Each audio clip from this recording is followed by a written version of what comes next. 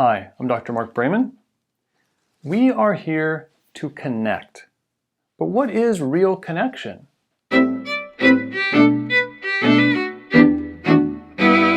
Like the neurons that fill our heads, we exist to connect. It is our primary function that defines and characterizes us as human beings. Most of us intuitively recognize this just from living.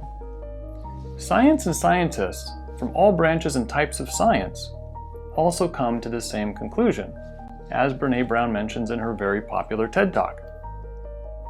But in a hyper-connected world, why do so many of us feel so alone? And why are so many people so anxious and depressed and finding life and relationships unsatisfying? Are these real connections or fake ones?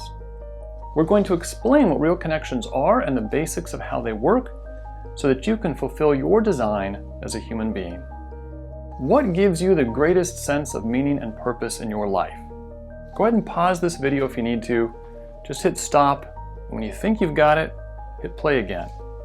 I've asked this question as part of my patient history form for many, many years. Like most of you, more than 95% of the time, my patients say it is their connections that give them meaning and purpose. Like neurons, we have many types of connections, and many different connections in total. But there are two primary or most important types of connections. Vertical, God, higher power, universe, and horizontal, other people, and especially the ones that we are closest to, our family and our friends. It is important to have these two primary connections both clearly in view. We live in a time that is very challenging for our connections or relationships.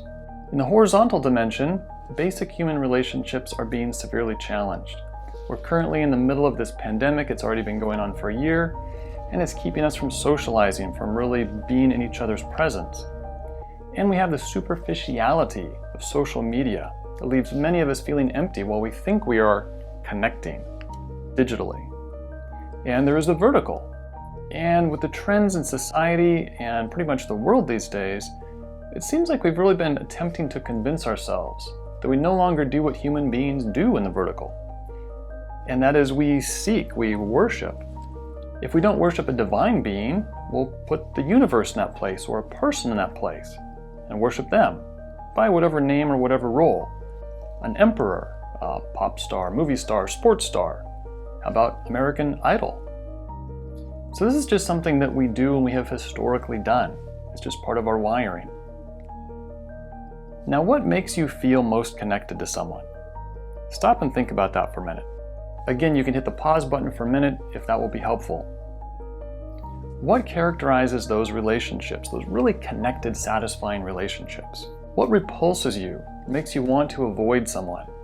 What you will find over and over again for the satisfying relationships is that they are comprised of two fundamental elements. There's going to be an element of safety. It's safe to be yourself, to laugh, to have fun, let your guard down. And there's the element of freedom. Again, you can just be yourself. You can share what's important to you. These two things combined create or compose trust. We tend to use the word faith in the vertical dimension. Trust. There's books on trust as the fundamental thing that allows all human relationships and even allows business to work. We even printed on our money. In God we trust. Trust enables life. It enables real connections, which then give us meaning and purpose. Now, both of these elements are critical. They're like two sides of the same coin. You only have a coin if you have both sides, and when they're basically in balance. If you have half a coin sliced down the middle, it's not going to work. Now let's return to our neuron illustration. Real neuron anatomy and physiology includes the axon, its sheath, and there's electricity flowing. Okay? At the end of this axon, where it touches another neuron, there's something we call a synapse, that junction, that connection. And there are receptors on the other neuron. All the parts work together to enable the sending and receiving of electricity that makes the engine of life run. Wires are very much like axons. So using this wire as an illustration to be like axons, what is the safety component? Well, it's the sheath, It's what keeps us safe from the wiring, if you will, right? What is the freedom component? Well, it's the wire. It's what allows things to flow. What if we only have one or the other? What if we just have a sheath like this here? And by the way, thank you to Jordan down the street at the construction site who went out of his way to help me get these pieces of wire. He actually even trimmed them out of a wall for me. Thank you, Jordan. What if you just have a bare wire? How safe are you going to be using that wire in your home? Are you going to string it across your room to power something and turn the electricity on? Not if you know anything about electricity. You're going to short something out, you're going to start a fire, you're going to electrocute someone. It's not safe. You have to have both. Now, what is the electricity? We haven't talked about that yet. Think back to your satisfying connections. Okay, trust, which is made up of freedom and safety, forms connection. But what is the juice? What is it that flows, that really brightens people up, that makes them glow? Well, it's love. Now, we sing about how love makes the world go round, but what is it functionally? What is happening when you love someone in a healthy way, or someone loves you? This is actually a huge meaning of life question. I believe it's the ultimate question of the universe, what real love is. But here we go. Functionally, it is value, as in a verb, as in valuing. To love someone or something is to value them or it. They are important, they are a big deal, they are significant. You give them your time, your attention, you are giving of yourself. It's coming from deep inside you when you're really valuing them. So, like the wire, there are two aspects to a connection. With neurons, both neurons have axons and both have receptors. It's a two-way thing, it's a two-way relationship. Now, let's run through how these connections work.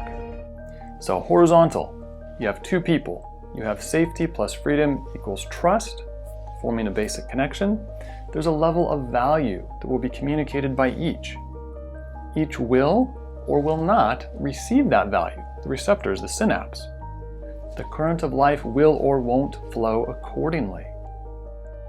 If it is, we have a healthy, satisfying relationship, such as a spouse or a good friend.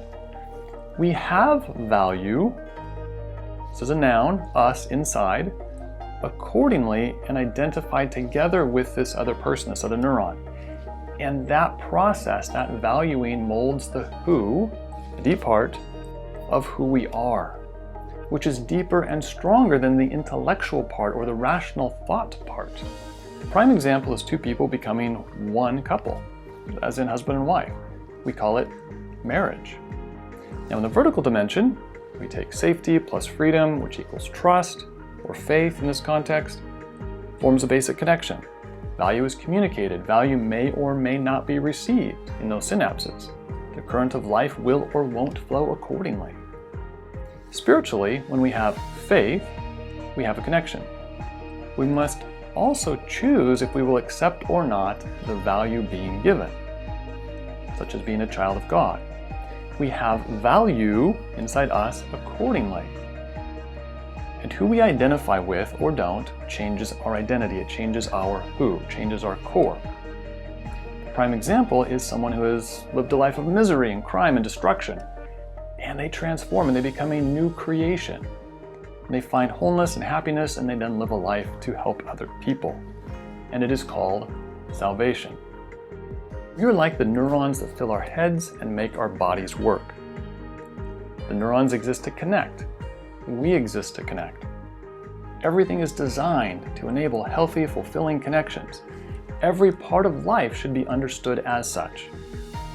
Everything will work as it should when it is serving that purpose.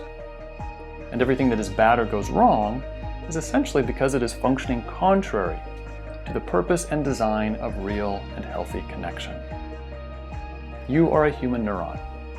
Embrace your primary purpose of connecting and everything else will follow. Connection. It is what we are here for.